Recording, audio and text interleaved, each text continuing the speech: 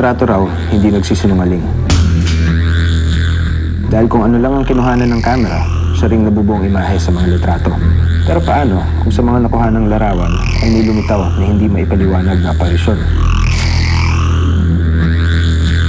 Iisipin mo bang isa lang itong ilusyong likha ng ating mga mata? O totoo nga kayang may mga multo sa litrato?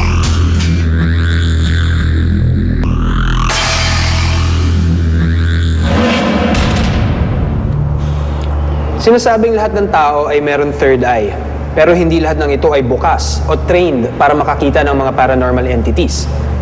Pero ang hindi nakikita ng ating mga mata, maaari naman makuna ng kamera.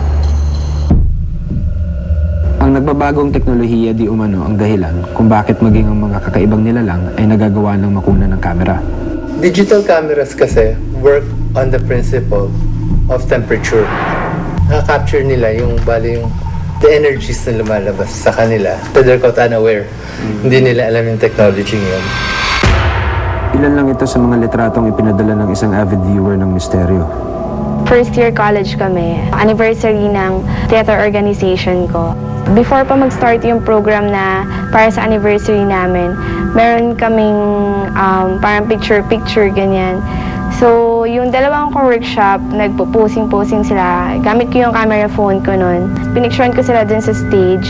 Ay, nakita ko nga may parang kamay. Pero nung, parang inaalala ko yung mga tao dun. Wala naman, 3 lang kami nun eh. Kasi yung iba nasa baba, kumukuha ng equipments. Tapos parang imposible talaga na may tao doon.